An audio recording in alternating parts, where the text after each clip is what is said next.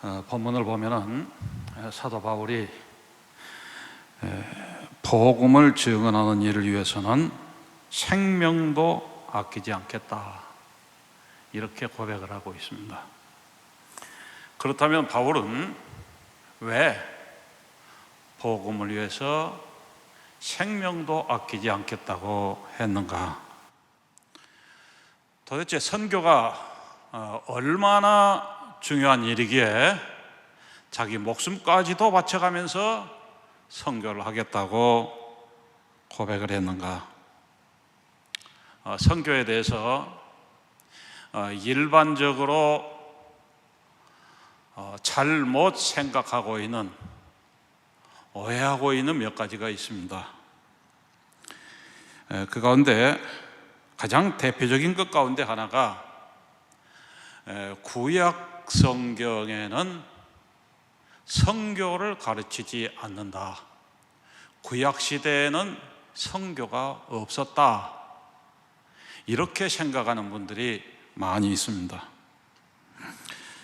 선교는 신약시대 오순절 성령 강림 사건 이후로 시작이 됐다, 이런 생각을 하는 분들이 많습니다. 그런데 성경을 살펴보면은 선교의 근본은 창세기에서부터 찾을 수가 있습니다. 먼저 창세기 1장과 2장에 기록되어 있는 이 창조에 대한 기사는 선교의 기초가 되는 말씀입니다. 창세기 1장과 2장에 소개된 창조에 대한 말씀,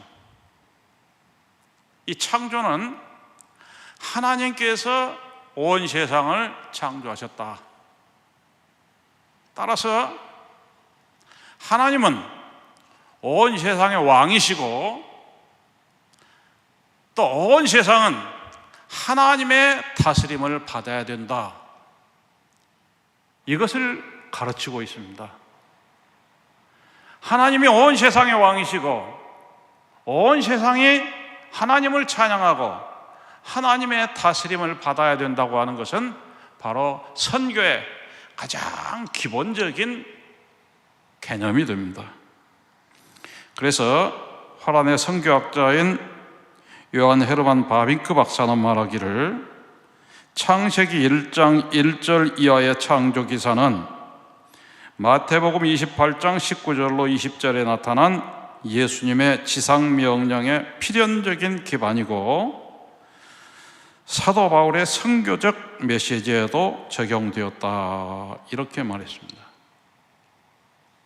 이렇게 창조에 대한 기사로부터 그 다음 3장에 가서 타락에 대한 기사가 소개됩니다. 이 타락에 대한 기사는 선교가 왜 필요하게 됐는가, 선교가 필요하게 된 원인이 무엇인가, 그것은 사람이 하나님의 말씀을 불순종하고 죄를 범함으로 말미암아서 그 사람을 구원하기 위해서 선교가 필요하게 되었다라고 하는 이 선교의 필요성을 가르쳐주고 있습니다. 그리고 그 다음 창세기 4장에서 11장까지는 하나님은 어떤 특정 민족이나 국가만의 하나님이 아니고 전 세계 모든 민족의 하나님이시다 라는 것을 가르쳐 줍니다. 따라서 복음은 어떤 특정한 국가나 민족에게만 필요한 것이 아니고 전 세계 모든 사람에게 필요하다라는 것을 가르쳐 줍니다. 그 다음 창세기 12장 1절로 3절에 보면은 이제 아브라함을 부르신 부름의 장면이 나옵니다. 우리 창세기 12장 1절로 3절 한번 찾아보겠습니다. 창세기 12장 1절로 3절.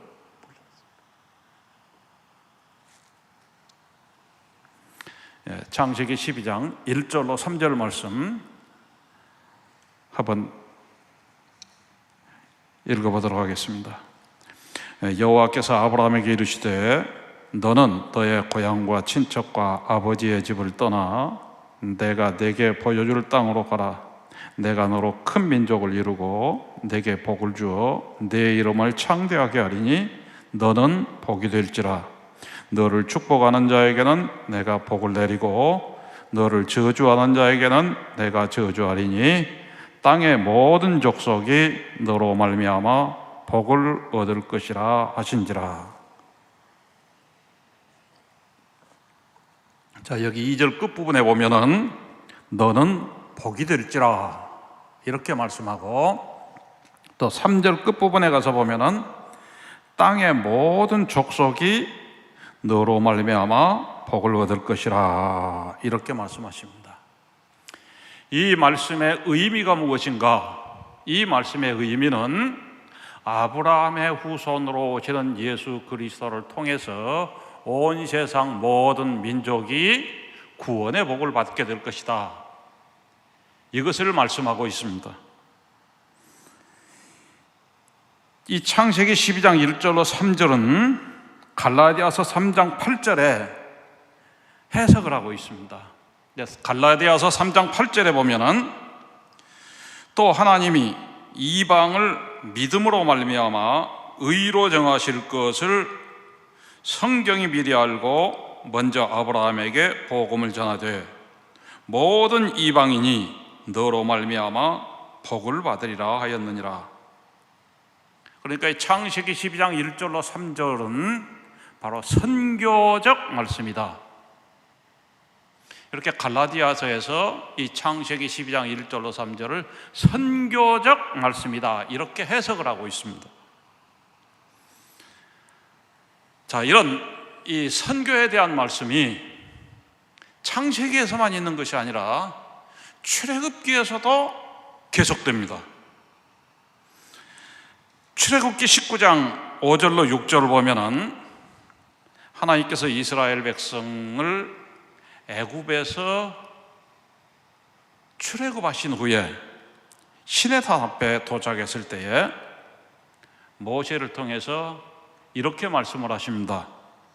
출애굽기 19장 5절로 6절에 세계가 다 내게 속하였나니 너희가 내 말을 잘 듣고 내 언약을 지키면 너희는 모든 민족 중에서 내 소유가 되겠고 너희가 내게 대하여 제사장 나라가 되며 거룩한 백성이 되리라.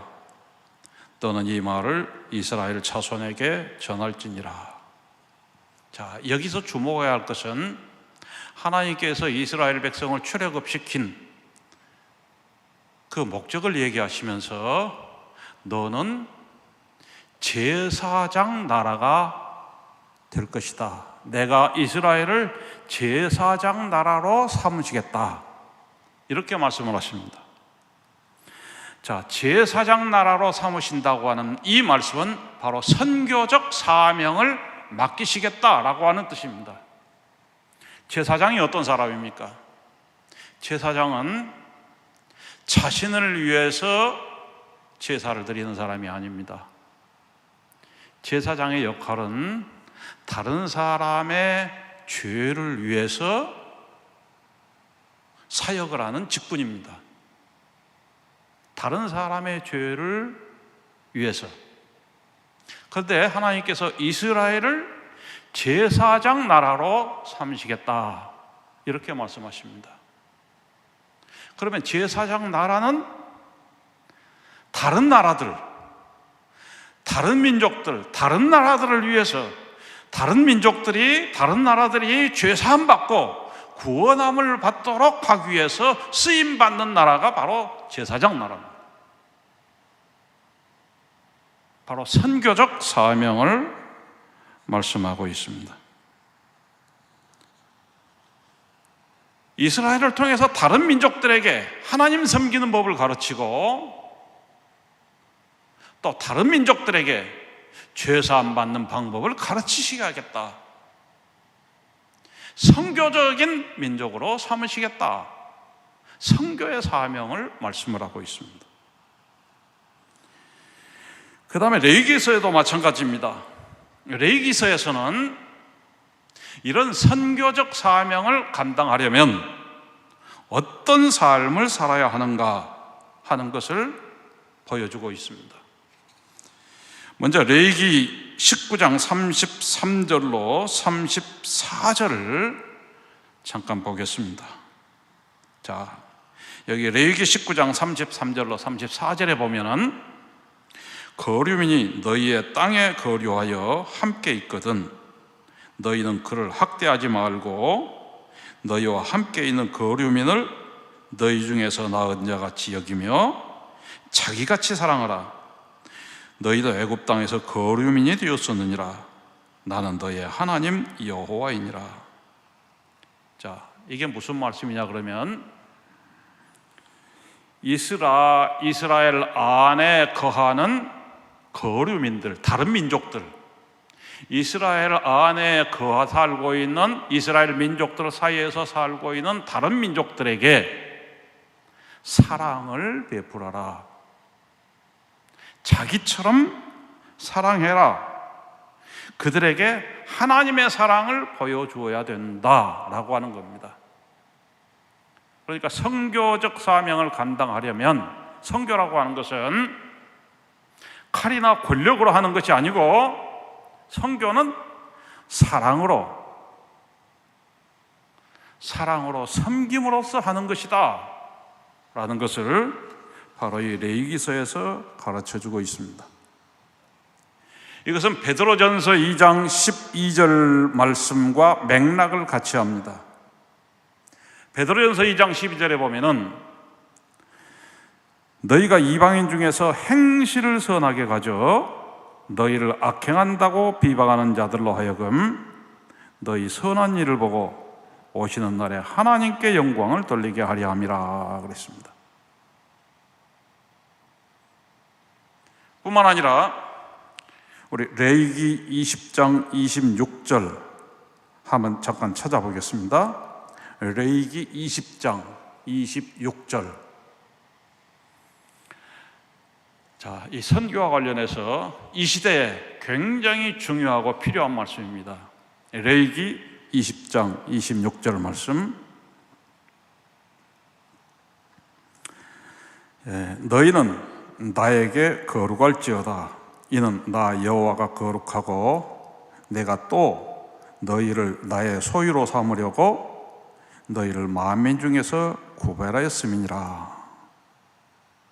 너희는 나에게 거룩할지어다. 선교적 사명을 감당하려면 거룩한 삶이 뒷받침돼야 한다라고 하는 겁니다.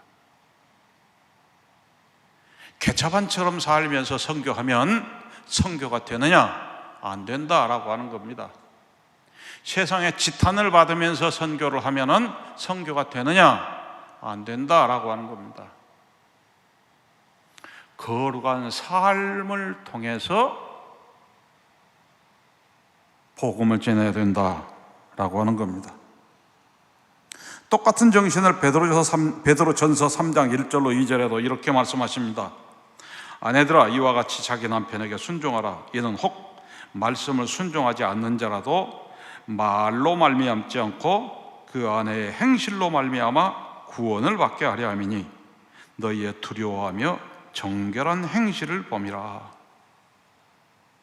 자, 복음을 말로만 전해서는 안 되고 거룩한 행실을 통해서 복음을 전해야 된다.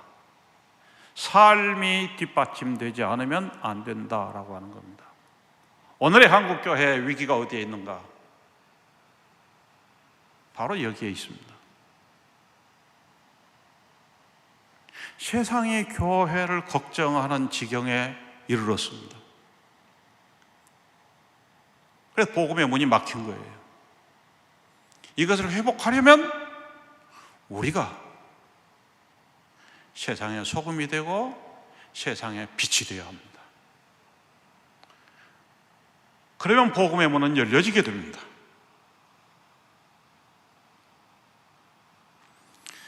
그 다음에 구약에서 선교의 가장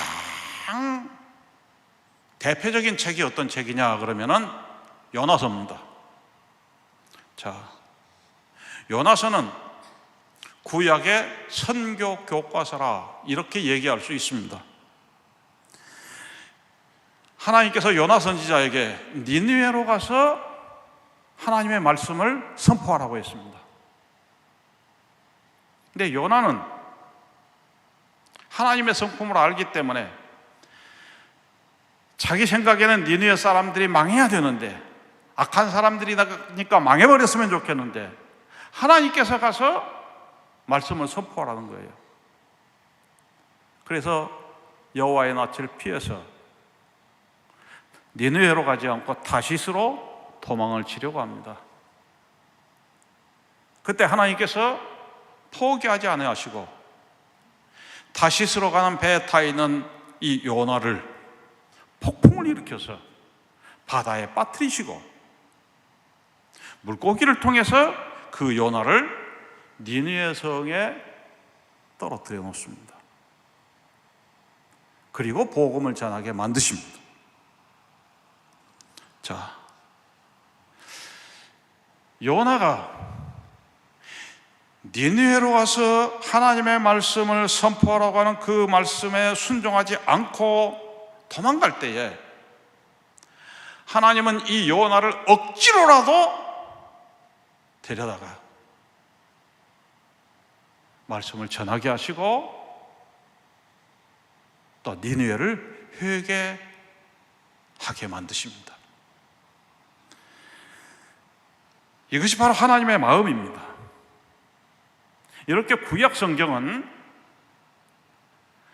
선교에 대해서 창세기에서부터 굉장히 많은 강조를 하고 있습니다. 특별히 시편에 보면은 온 땅이요 만민들아 이런 표현들이 많이 나옵니다. 온 땅이요 하나님을 찬양하라. 만민들아 손뼉을 치고 즐거워라. 이건 전부 선교에 대한 말씀입니다. 자,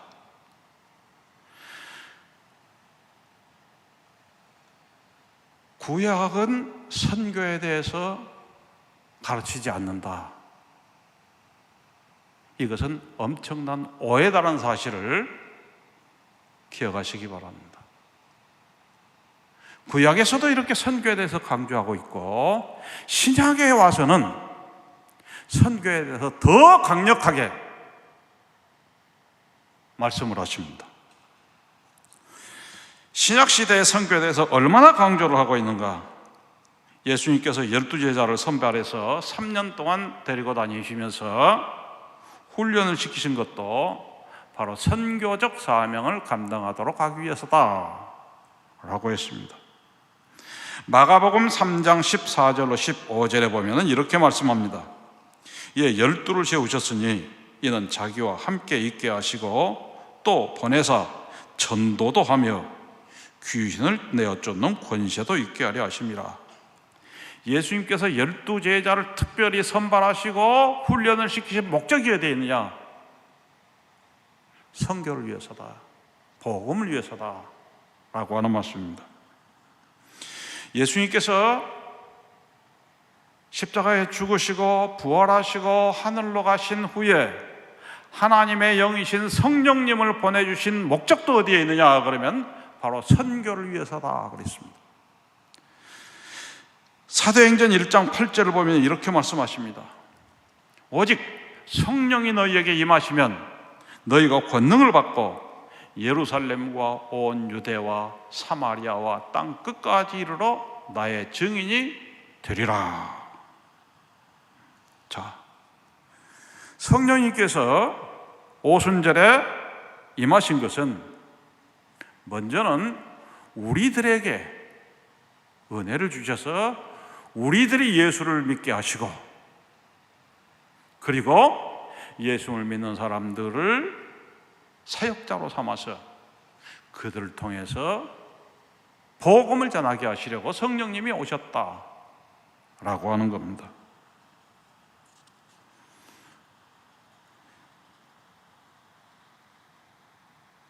그리고 신약성경 처음 4권을 보면은 전부 마지막에 결론이 선교입니다. 마태복음의 결론, 마태복음 28장 18절로 20절에 너희는 가서 모든 민족을 제자로 삼고 아버지와 아들과 성령의 이름으로 세례를 베풀고 내가 너희에게 분부한 모든 것을 가르쳐 지키게 하라. 선교 명령입니다. 자, 신약성경 마태복음, 마가복음, 누가복음, 요한복음이 전부 예수님의 생애와 사역에 대해서, 교훈에 대해서 쭉 기록을 하고 있습니다. 그런데 마태복음의 결론이 뭐냐? 가서 복음 전해라. 마가복음의 결론이 뭐냐? 자, 마가복음 16장 15절에 너희는 온 천하에 다니며 만민에게 복음을 전파하라. 누가복음의 결론이 무엇입니까? 누가복음도 24장 47절 이하에 보면은 또 그의 이름으로 죄 사함을 받게 하는 회개가 예루살렘에서 시작하여 모든 민족에게 전파될 것이 기록되었으니 너희는 이 모든 일의 증인이라. 요한복음도 마찬가지입니다. 마지막 결론 부분에 보면은 20장 21절에 역시 아버지께서 나를 보내신 것 같이 나도 너희를 보내노라. 자,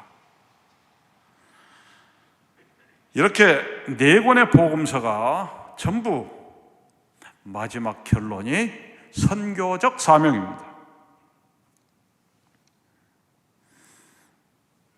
그리고 이 선교에 대한 명령을 사도들이 어떻게 순종했는가, 이것을 보여주는 책이 바로 사도행전입니다. 자, 방금 말씀드리기를 사도행전 1장 8절에 이렇게 말씀했습니다. 오직 성령이 너희에게 임하시면 너희가 권능을 받고 예루살렘과 온 유대와 사마리아와 땅 끝까지로 나의 증인이 되리라. 나의 증인이 되어라 이렇게 말씀하지 않고 나의 증인이 되리라, 수동태입니다. 무슨 말씀입니까? 성령께서 임하시면 성령님께서 우리를 선교를 위한 사역자로 삼으시겠다, 우리를 복음의 증인으로 만들어 버리시겠다라는 말씀입니다. 성령께서 임하셔서 우리로 하여금 복음을 전하도록 만들어 버리신다고 하는 겁니다. 강권적으로 만들어 버리신다고 하는 겁니다. 자, 그렇다면은 성령께서 임하시면 성령께서 강권적으로 복음을 전하게 하실 것이기 때문에 우리는 보다 더 적극적으로 복음을 전했어야 됩니다.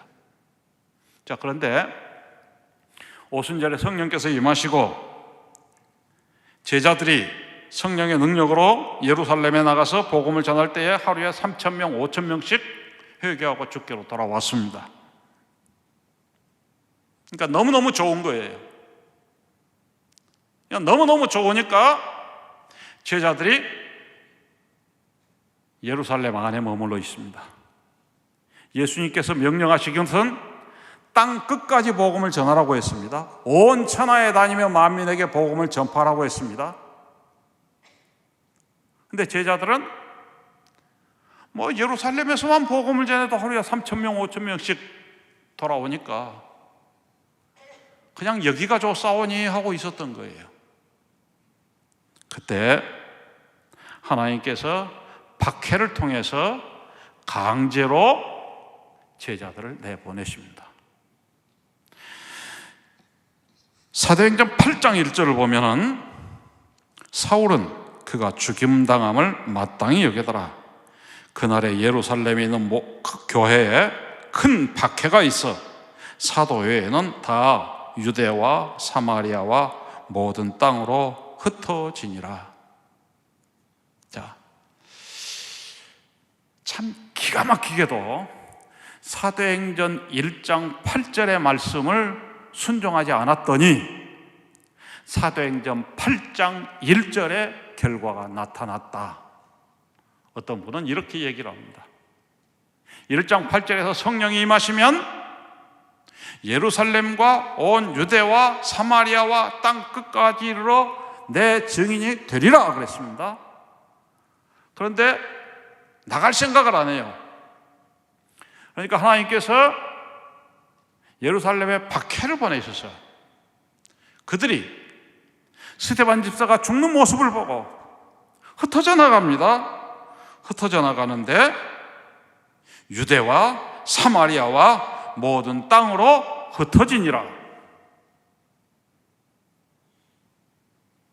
자, 요나서하고 비슷하지 않습니까? 구약시대 하나님께서 요나로 하여금 니느웨 가서 복음을 전하라, 니느웨 가서 말씀을 전하라 그랬을 때에 거부했습니다. 그때 하나님께서 폭풍을 일으켜서라도 요나를 니느웨로 보내십니다. 예루살렘에 성령이 임하셨습니다. 예루살렘에 있는 제자들에게. 그들은 유대와 사마리아와 땅 끝까지 가라고 하셨는데 가지 않고 그냥 머물러 있습니다. 그때 하나님께서 그들을 박해를 통해서 유대와 사마리아와 땅 끝으로 흩어지게 하십니다. 그래서 가는 곳마다 복음을 전하게 하십니다. 자, 이렇게 이 선교 명령은 창세기에부터 시작해서 성경의 중심을 흐리고 있는 아주 핵심적인 사상입니다. 그렇기 때문에 사도 바울은 내가 이 하나님의 복음을 증언하는 일을 마치려 하면은 나의 생명까지도 조금 더 귀한 것으로 여기지 않겠다라고 고백하고 있습니다. 오늘 이 고백이 우리의 고백이 되시기 바랍니다. 우리의 고백이 되시기 바랍니다. 1912년 4월 14일 여러분 잘 아시는 타이타닉이라고 하는 배가 빙산과 충돌해서 침몰하면서 1515명의 인명이 희생되었을 때 있었던 일입니다.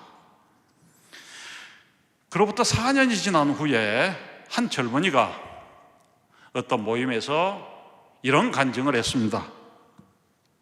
나는 그때 타이타닉호에 타고 있었습니다. 부서진 파편 조각을 붙잡고 표류하고 있을 때에 내 곁에 함께 표류하고 있던 존 하퍼 목사님께서 나에게 물었습니다. 당신은 예수를 믿습니까? 아니요. 그때 하퍼 목사님은 다급하게 예수를 믿으세요 하고 파도에 휩쓸려서 물속으로 빠져 들어갔습니다. 한참 지난 후에 다시 물 밖으로 나온 하퍼 목사님이 다시 나에게 묻기를 이제는 예수를 믿습니까? 아니요. 꼭 예수를 믿으세요. 이 말을 마치자 다시 거센 파도가 몰려와서 하퍼 목사님을 물속에 쳐넣어 버렸습니다. 그리고 그분은 영영 나오지를 못했습니다.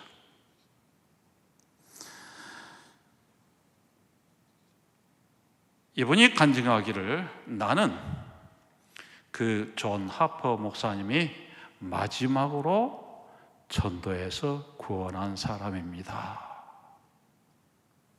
이렇게 고백을 했다고 합니다.